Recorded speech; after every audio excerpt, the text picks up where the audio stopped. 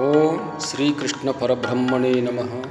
ಶ್ರೀಮದ್ಭಗವದ್ಗೀತಾ 7ನೇ ಅಧ್ಯಾಯ 29ನೇ ಶ್ಲೋಕ. ಜರಾಮರಣಮೋಕ್ಷಾಯ ಮಾಮಾಶ್ರಿತ್ಯ ಯತಂತಿಯೇ ತೇ ಬ್ರಹ್ಮ ತದ್ವಿದುಃ ಕೃತ್ಸ್ನಂ ಅಧ್ಯಾತ್ಮಂ ಕರ್ಮ ಚಾಖಿಲಂ.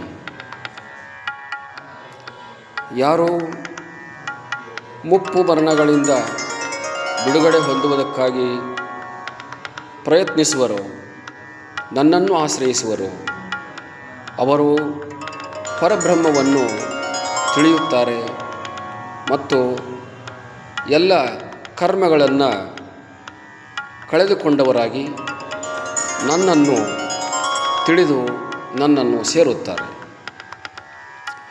ಜರಾಮರಣ ಅನ್ನುವಂಥದ್ದು ಮನುಷ್ಯರಿಗೆ, ಎಲ್ಲ ಜೀವಿಗಳಿಗೆ ಬೆನ್ನು ಹತ್ತಿ ಕಾಡತಕ್ಕಂಥ ದೊಡ್ಡ ಪೀಡೆಯಾಗಿದೆ. ಜರ ಅಂತಂದರೆ ಹುಟ್ಟುವುದು, ಮರಣ ಅಂತಂದರೆ ಸಾವು.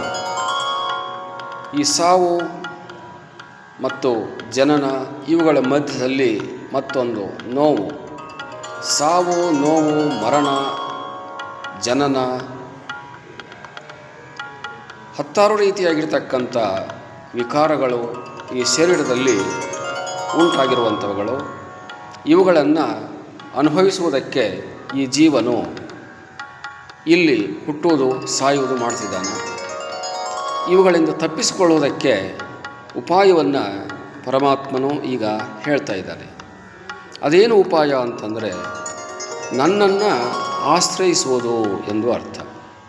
ಭಗವಂತನನ್ನು ಆಶ್ರಯಿಸುವುದು.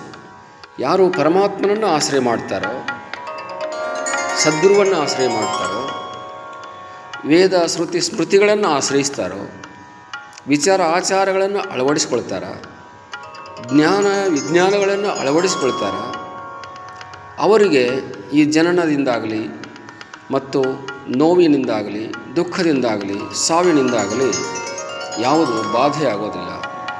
ಅವರೆಲ್ಲರೂ ಕೂಡ ನನ್ನನ್ನು ಹೊಂದಿದವರಾಗಿ, ನನ್ನ ಸ್ವರೂಪವನ್ನು ತಿಳಿದವರಾಗಿ ನನ್ನಲ್ಲಿಯೇ ಬಂದು ಸೇರುತ್ತಾರೆ, ಮುಕ್ತರಾಗುತ್ತಾರೆ, ಬಂಧನದಿಂದ ಬಿಡುಗಡೆ ಮಾಡಿಕೊಳ್ಳುತ್ತಾರೆ, ನೋವಿನಿಂದ ಬಿಡುಗಡೆ ಮಾಡಿಕೊಳ್ಳುತ್ತಾರೆ.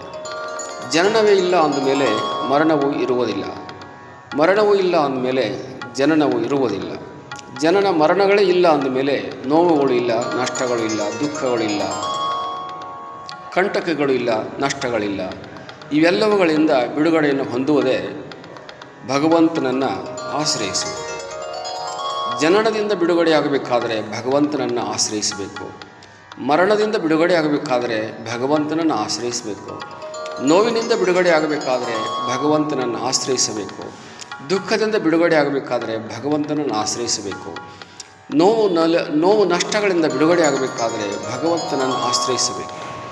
ಯಾರು ನಿಸ್ವಾರ್ಥದಿಂದಲೋ ಅಥವಾ ಶ್ರದ್ಧಾ ಭಕ್ತಿಗಳಿಂದಲೋ ಅಥವಾ ಸಮರ್ಪಣಾ ಭಾವನೆಯಿಂದಲೋ ಭಗವಂತನನ್ನು ಆಶ್ರಯಿಸುತ್ತಾರೆಯೋ, ಭಗವಂತನ ಚಿಂತನೆಯನ್ನು ಮಾಡ್ತಾರೋ, ಭಗವಂತನ ಧ್ಯಾನವನ್ನು ಮಾಡ್ತಾರೋ, ಭಗವಂತನ ಸ್ಮರಣೆಯನ್ನು ಮಾಡ್ತಾರೋ, ಭಗವಂತನ ಸೇವೆಯನ್ನು ಮಾಡ್ತಾರೋ, ಅವರಿಗೆ ಅವರಲ್ಲಿರತಕ್ಕಂಥ ಅಜ್ಞಾನವಾಗಲಿ ಅವರಲ್ಲಿರುವಂಥ ದುಃಖಗಳಾಗಲಿ ಇರೋದಿಲ್ಲ. ಅವೆಲ್ಲವೂ ಸಹಜವಾಗಿಯೇ ಮಾಯವಾಗಿ ಹೋಗ್ತವೆ.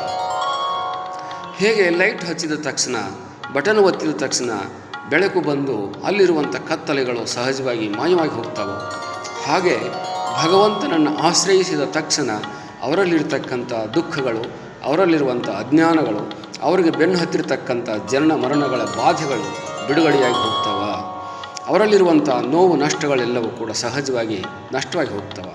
ಹೀಗೆ ಆಯಾಸಗೊಂಡು ಬಂದಿರತಕ್ಕಂಥ ಮನುಷ್ಯನು ಸ್ನಾನ ಜಪಾದಿಗಳನ್ನು ಮಾಡಿದಾಗ ಅವನ ಆಯಾಸಗಳೆಲ್ಲವೂ ಹೇಗೆ ಮಾಯವಾಗಿ ಹೋಗ್ತಾವೋ, ಹಾಗೆ ಭಗವಂತನನ್ನು ಆಶ್ರಯಿಸುವುದು, ಜನನ ಮರಣಗಳಿಂದ ಬೇಸತ್ತುಕೊಂಡು ಭಗವಂತನನ್ನು ಆಶ್ರಯಿಸುವುದರಿಂದ ಅವರಲ್ಲಿರ್ತಕ್ಕಂಥ ನೋವುಗಳು, ಅವರಲ್ಲಿರುವಂಥ ನಷ್ಟಗಳು, ಅವರಲ್ಲಿರುವಂಥ ಕೊರತೆಗಳು, ಅವರಲ್ಲಿರುವಂಥ ದುಃಖಗಳು, ಅವರಲ್ಲಿರುವಂಥ ಮೋಹ ಮಮಕಾರಗಳು, ಕಾಮಕ್ರೋಧಾದಿಗಳು ಎಲ್ಲವುಗಳು ಕೂಡ ಬಿಟ್ಟು ಹೋಗುತ್ತವೆ. ಆದ್ದರಿಂದ ಭಗವಂತನನ್ನು ಆಶ್ರಯಿಸಬೇಕು ಅನ್ನುವಂಥ ತಾತ್ಪರ್ಯ. ಜರ ಮರಣ ಇದ್ಯಾವುದನ್ನು ಇದ್ಯಾವುದನ್ನು ಹೊಂದಿರತಕ್ಕಂಥವರೆಲ್ಲರೂ ಇದನ್ನು ಬಿಡುಗಡೆ ಆಗುವುದಕ್ಕೆ ಮೋಕ್ಷಾಯ ಎನ್ನುವಂಥ ಅರ್ಥವನ್ನು ಬಳಸಲಾಗಿದೆ. ಜರಾಮರಣಗಳನ್ನು ಬಿಡುಗಡೆ ಮಾಡಿಕೊಳ್ಳುವುದಕ್ಕೆ ಮತ್ತು ಮೋಕ್ಷವನ್ನು ಹೊಂದುವುದಕ್ಕೆ ಭಗವಂತನನ್ನು ಆಶ್ರಯಿಸಬೇಕು. ಮಮ ಆಶ್ರಿತ್ಯ, ನನ್ನನ್ನು ಆಶ್ರಯಿಸಿಕೊಂಡು ಯಾರು ಯತಂತಿ ಯಾರು ಪ್ರಯತ್ನ ಮಾಡುತ್ತಾರೆಯೋ ತೇ ಬ್ರಹ್ಮ ತದ್ವಿದುಹು, ಅವರೆಲ್ಲರೂ ಬ್ರಹ್ಮವನ್ನು ತಿಳಿದವರಾಗಿ, ಕೃತ್ಸ್ನಂ ಎಲ್ಲ ಕರ್ಮಗಳನ್ನು ಮಾಡಿದವರಾಗಿ, ಆಧ್ಯಾತ್ಮಿಕಂ ಕರ್ಮ ಅಧ್ಯಾತ್ಮರೂಪವಾಗಿರ್ತಕ್ಕಂಥ ಕರ್ಮಗಳನ್ನೆಲ್ಲ ಮುಗಿಸಿದವರಾಗಿ, ನನ್ನ ಸೇವೆಯನ್ನು ಮಾಡಿದವರಾಗಿ ನನ್ನಲ್ಲಿಯೇ ಬಂದು ಸೇರುತ್ತಾರೆ.